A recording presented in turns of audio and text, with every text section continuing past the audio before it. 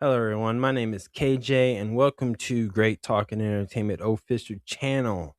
And today's video is my spoiler review for the new show on Netflix called The Wonderfools. And this is my spoiler review for episode 2. So if you have not seen this show, please pause this. And before you head off and watch this amazing show, could you do one thing for me? Could you hit the thumbs up button, aka the like button? That would help my YouTube channel out, and I truly appreciate that. Come back, let me know what you think about this in the comments below. Did you like it? Did you love it? Didn't like it, or did you hate it completely? I want to know. So again, this is a spoiler review, so I'm gonna give you all some time to think about this. If you want to listen to this without watching it, that's up to y'all. But while you're thinking about this, enjoy this skit that I made for y'all. And then after that skit, I'm going to review it and go into a deep dive about scene by scene. So enjoy the skit. This episode. Mamma mia, I need a drink. What the fuck?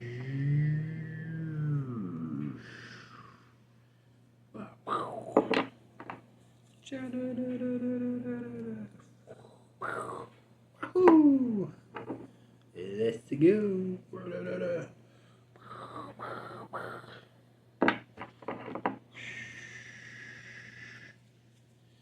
Choo choo choo. Bah. Huh?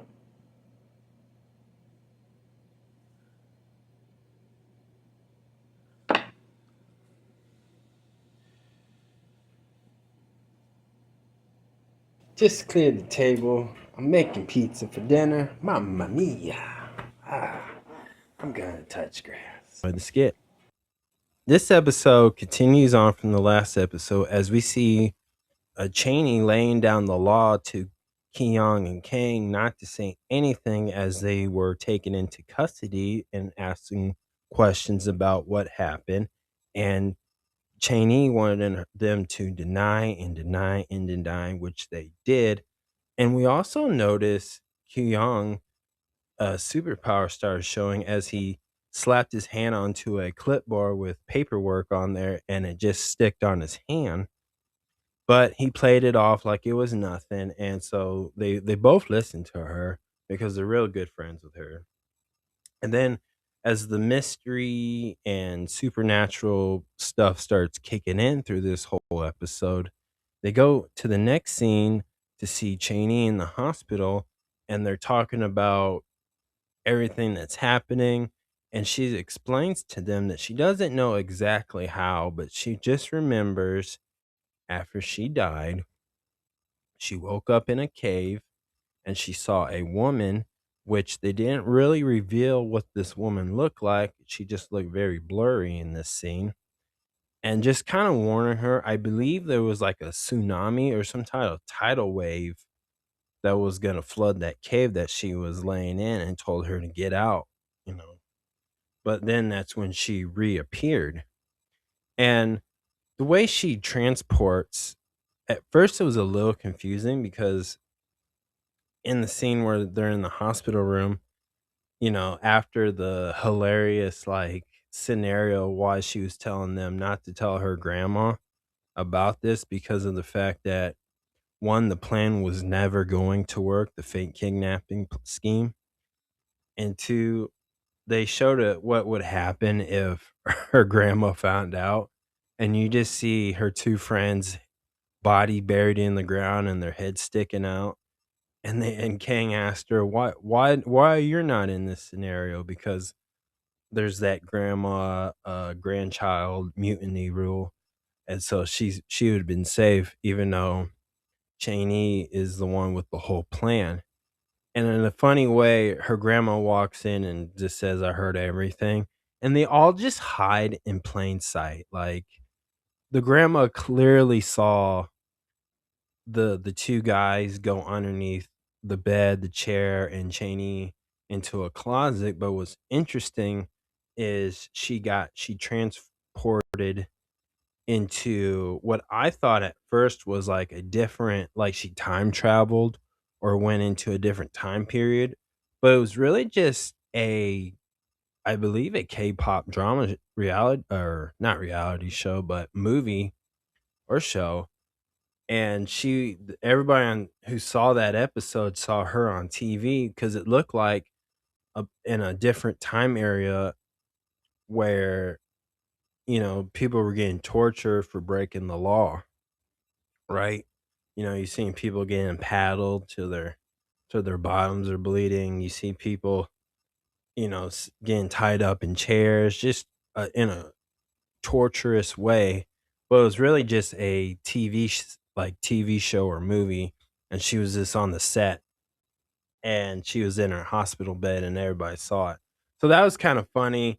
And again, like, so what is going on is she can't control, as of now, she can't control where she wants to go, but it's just random places. So she's not time traveling, and she can't transport to different universes as of now that we know of from episode 2. So we don't know about that, but I thought that was really funny, and I enjoy the comedy out of that as well, because this does take a dark turn in this episode as well. But I did enjoy the comedy, and when she came out of that closet cabinet, it's like she cried and she hugged her grandma, and then her grandma forgave her. And she's like, yeah, there. She told her grandma her two friends who were annoying her, and it was just funny how she played it off. But as usual, all is forgiving, and her grandma has moved on from this. So I thought that was really funny in this. Also, in this episode, we also see that Lee was spying and listening in on their conversation, and he's seeing that uh Cheney is putting on an act at somewhat, but she's telling the truth when she was like she's seen visuals and stuff. But then we get this flashback where we see this like old laboratory mad scientist stuff, where it gives you like this type of Stranger Things meets the Squid Games, where all these kids are in this laboratory being experimenting on with some medicine and chemicals they're injecting into them that gives them these supernatural superpowers. Whether the family volunteered their children, or some of these children could be kidnapped and don't even realize it. But in that flashback, we see a young Lee, and he has the ability to levitate items and stuff. And we see him as a child just not getting used to it, or learning how to control it. But we do see that he eventually gets it down packed where he can focus on one object and make it levitate, and he can grab it, kind of like Star Wars using the Force, right? Also, too, we he has a childhood friend who has an awesome superpower, which is the healing ability. But they didn't go too much in detail, but his childhood friend must have not made it during some type of explosion of the lab, like the lab went up in flames. And while everybody didn't make it, we see a young Lee trying to get out. And if we remember the last episode from the kooky old man, he who got kidnapped by a cult about the end of the world, he was a former like prison guard, and he was kind enough to let a young Lee get out before the flames and the explosion got to young Lee. So there's a little backstory to that, but again, wasn't very clear about who survived and who didn't. But apparently, the fact that Lee's friend didn't make it made him want to, in his adult life now, want to figure about out how did Cheney come back to life after she died. Now let's go back to that older man who was again the prison one of like the prison guards for this like for when Lee was young that let him out.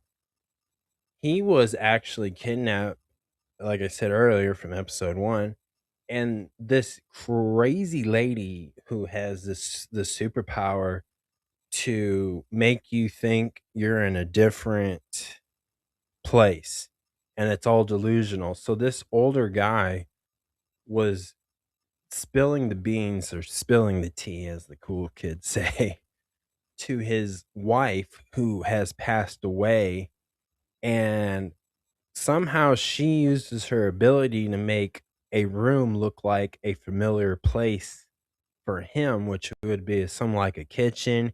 He even thought he was actually eating dinner with his wife. And realistically, this gang of people who have superpowers are after Cheney, and wants you want to get her before Lee does. So it's all leading up to her and what they want. But these are some serious tough villains in this episode. So that was really cool. And I thought that's a really cool superpower too. And they're kind of goofy at the same time. So I like the comedy in this a lot. Now the next scene we see Keong and Kang on top of a roof, and they're kind of arguing about each other and each other's like sorrows. And Keong is telling Kang that he's an idiot, we should have done this. And they even mentioned that they left the evidence at the greenhouse, right? Like the camera's still there, the suitcase is still there, as we find out. And Keong is leaving, and Kang is, he's angry, he's in tears, and he throws like a can. I don't know if it's a can of, alcohol or just soda. I'm not sure, but he throws it, and we notice his superpower is whatever he throws, it can go through like the wall or glass, just something like a solid object. It can go through it, and he's freaking out because he don't know where he got that. And maybe he thinks he's drunk, but he's pretty sure he's like seeing stuff, and he's just losing his mind about this. So, and it was so funny because Kang and Keong are just goofy guys, and you can't really take them serious about this. But I just they're those two are my favorite characters in this series so far. I really just seeing the silliness out of them. The next scene is Q Wang is back at his home, and he's with his family, and he opened up the refrigerator, and his hand is sticking to it, and he's trying to hide it. And then when he tries again, his wife turns off the light, and he's trying really hard. He's like even got his whole feet up on the refrigerator, trying to yank his hand off. And then his daughter comes out, and he's trying to play it off. But what I noticed too in this, I think there's some type of like bonding or relationship strain between the three, or just with between the wife and the daughter against the husband slash dad. And I feel like that once eventually tells his wife and daughter what's going on, I think they're going to bond more with each other and solve some issues, or the quote unquote the white elephant in the room type scenario. And they're going to hash a lot of things out, and this is going to help them grow closer to each other, and fix their relationship. For them just to be involved, try to help Qang out because of his powers and ability. And I can see, his daughter wanting to have superpowers like that at some point. So I can see that going on, but right now she's just an angry teenager at her father. So that's pretty funny.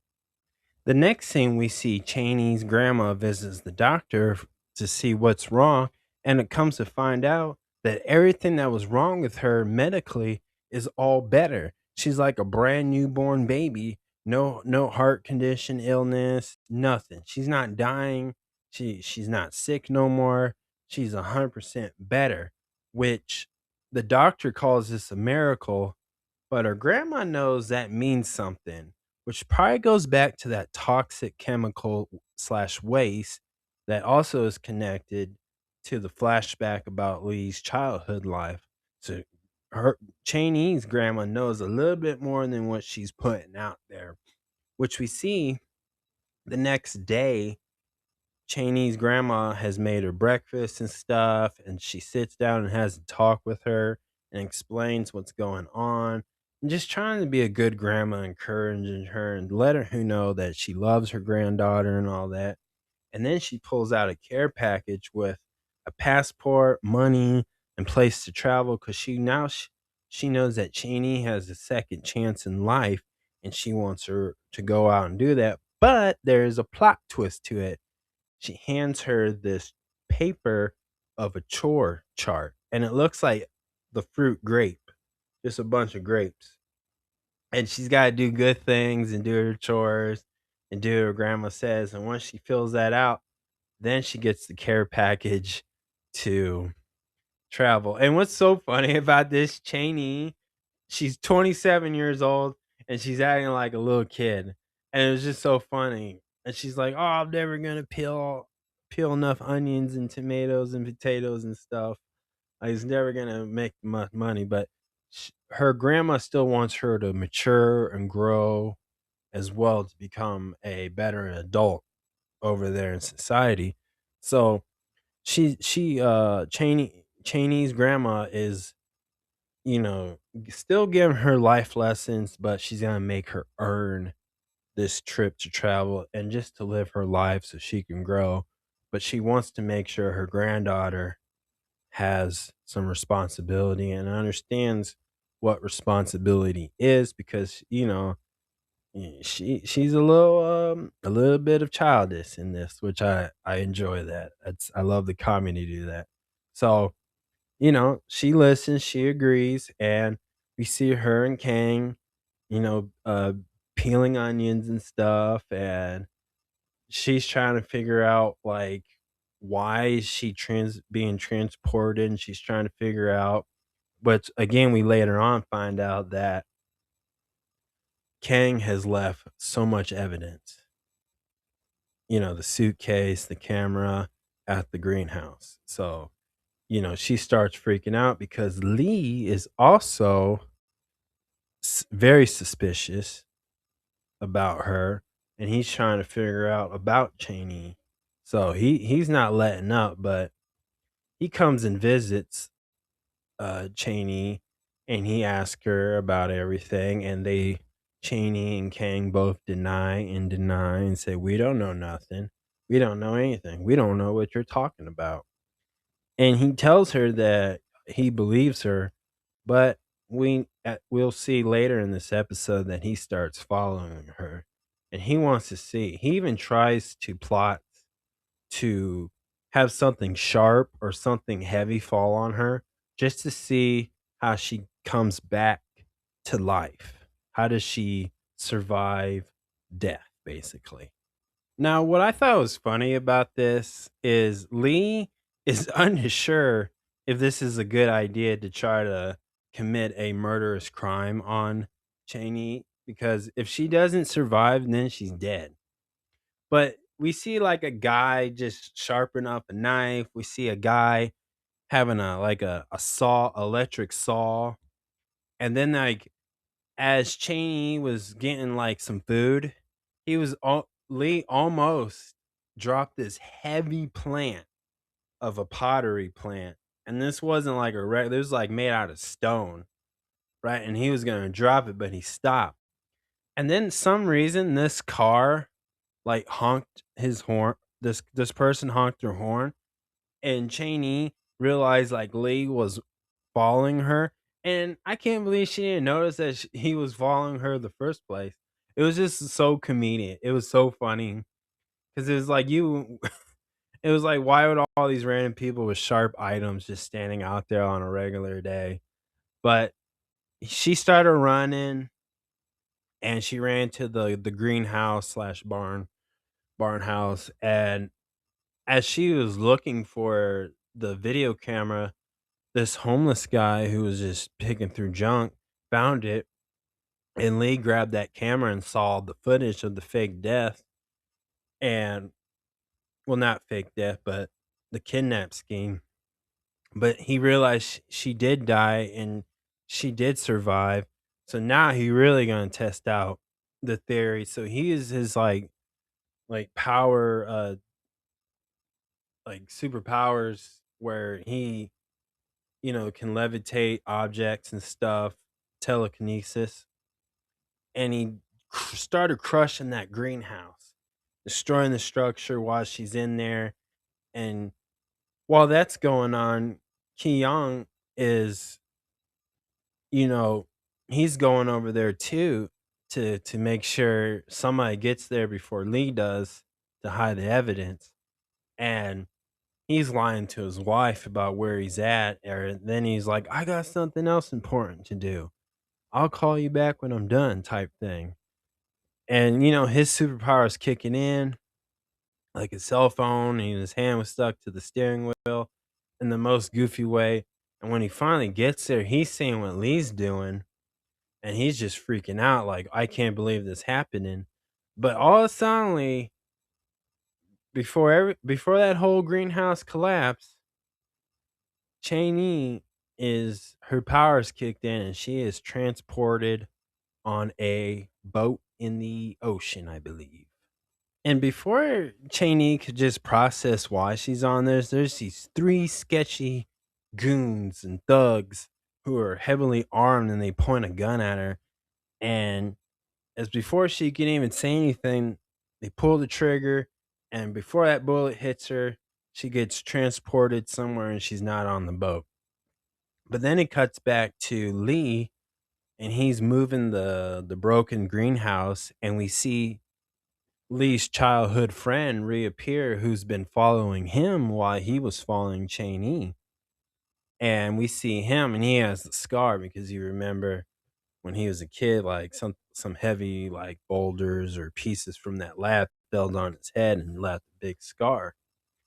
And he's been watching Lee the whole time. And then at the end of this episode, we go back to the doctor of that laboratory who we see, and he gets unexpected visitors who used to be kids from the laboratory. And that's how this episode ends, where we get there before we get to episode 3. So, you know, the past is, showing up again. Plus, we also see blood hit the a photo of all the old scientists, and I believe Cheney's grandma's in that photo. And so it seems like the hunt for these superpower kids slash young adults has begun, as that's the cliffhanger. So what a great episode. I loved it. I love the comedy. My here's my three things that I liked about this episode. The first one I liked was obviously Cheney and Lee. I like that there's some like they kind of like each other, like each other. And you know, I think that's what's gonna be the thing that helps them kind of team up, that they're gonna express their feelings to each other. And then I just like Cheney's the second thing I like is Wang and Kang. I just like what they're going through, and I like the goofiness with them. And the third thing I really like too is just the main plot of episode 2. It makes total sense. Like this would happen, and that right now everybody from the past who's created this toxic waste or chemicals to give people supernatural powers, they're trying to eliminate everything before it resurface and somebody could expose them to everybody over there to what happened. But and I just love the mystery to it. I mean, it's such good. It keeps you on the edge of your seat, and you just don't know where this is gonna go. But I also like too that I always go back to the comedy and the silliness is the main characters. You don't have to take them serious because they're kind of give you like that realistic view.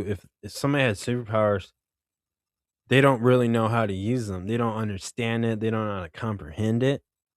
and it's just freaking them out, and they're losing their mind, and they're trying to do everything they can to keep it a secret. So I really enjoyed that about it. The two things I didn't like about it is, one, I wish they went more in depth with the other characters. I know they're just trying to save it for the next episode, but if they were gonna show a flashback, I wish they would have made episode two more showcase the past. You know, people like, here's where the kids were like now, and this is what caused it. A little bit more in depth. And I wish they kind of. And the second thing, I wish they. I think this would have been the right episode to just kind of really unveil what where Cheney's grandma was at during the lab, and like, who was she raising? Is that even her real granddaughter at all? I was just more curious if they get to that, but obviously they'll probably get to those type of questions and answer them in like the next episode. But I felt like this would have been the episode just to get that all clear up so the viewers can have a better understanding what they're getting into for episode 3 and so forth. So that's not a big deal, but that's my only thing that I just wish they would have just put that out there now, and just reveal it in this episode just to kind of keep the flow going, but no big deal. Other than that too, like, I think the cast members did a really good job, and I like the background and the visual. I don't know if it's blue screen, green screen, or an actual location, but it really looks nice. It looks clean, looks it kind of reminds me of like the movie set for Godzilla minus one and stuff, that type of feeling of just the background and how that city is. So I really like that. I really like it visually. It visually looks really cool, really entertaining, and it just looks nitty gritty at times too. So I really like that. But if I had to give this a 1 out of 10, I'm gonna definitely give this in a 7. Really good. It's a Sometimes, like I said, the things I didn't like about it, I think that's what kind of distracts the audience, the viewers of this, because they're putting so much in there, and it's at times it is kind of hard to keep up. Not because it's English dubbed, or if you're not watching English dubbed. I'm just talking about, it's like they're telling the main story and then they're trying to tell a side story, and it's hard to like keep that all together. But not a big deal in that sense of it, but that's the only thing. That's why I'm giving it just a 7.